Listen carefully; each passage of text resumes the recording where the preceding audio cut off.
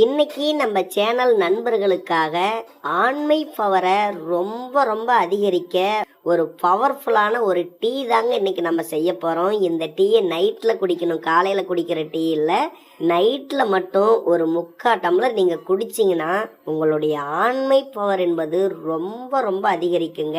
அதோட சர்க்கரை வியாதியும் இரவெல்லாம் படிப்படியாக குறைஞ்சிக்கிட்டே வரும். இந்த இரவில் குடிக்கிற டீயை ரொம்ப எளிமையாக செஞ்சிடலாம். வீடியோவுக்கு ஒரே ஒரு லைக்கை போட்டுட்டு நம்ம சேனலை மட்டும் சப்ஸ்கிரைப் பண்ணி வச்சுக்காங்க போதும். இதுக்காக ஒரு 1.5 டம்ளர் அளவுக்கு தண்ணி சேர்த்திக்கலாம். ஒரு அரை கைப்பிடி அளவுக்கு புதினா இலை எடுத்துருக்கிறோம் பாருங்க, இதையும் சேர்த்திக்கலாம். இதோட ஒரு அரை லெமன் மட்டும் இந்த மாதிரி லவுன் ஷேப்ல கட் பண்ணி போட்டுக்கலாம். 3 கிராம்பு சேர்த்திக்கலாம். கொஞ்சமா லவங்கப்பட்டையும் சேர்த்திக்காங்க. ஒரே ஒரு ஏலக்காயை பிச்சு போட்டு நல்லா இந்த தண்ணியை பாதிக்கு பாதி வர வரைக்கும் சுண்ட காய்ச்சி எடுத்துக்கலாம். இதனுடைய சத்துக்கள் அத்தனையும் இந்த தண்ணியில இறங்கும் பொழுது ஒரு பவர்ஃபுல்லான ஒரு டீ தாங்க ரெடி ஆயிடும். இதுல சேர்த்திருக்கக்கூடிய இந்த புதினா இலை நல்ல நறுமணத்தை தரக்கூடியது. இது ஆண்மை தன்மையை ரொம்ப ரொம்ப அதிகரிக்கக்கூடியதும் ஒன்று.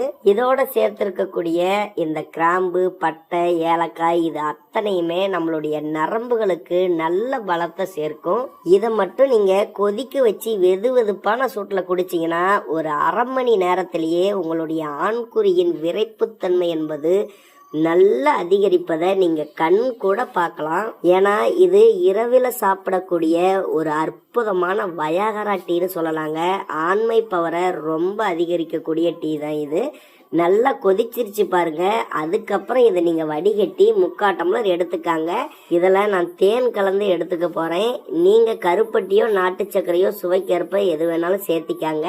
சேர்த்து இரவில் வெதுவெதுப்பான சூட்டில் நீங்கள் சாப்பிட்டுடுங்க. உங்களுடைய தாம்பத்தியத்துக்கு போகிறதுக்கு அரை மணி நேரத்துக்கு முன்னாடி சாப்பிட்டீங்கன்னாவே போதும். உங்களுக்கு தாம்பத்தியத்தில் முழுமையான ஆண்மை சக்தியை தரக்கூடியது. கண்டிப்பாக எடுத்துக்காங்க.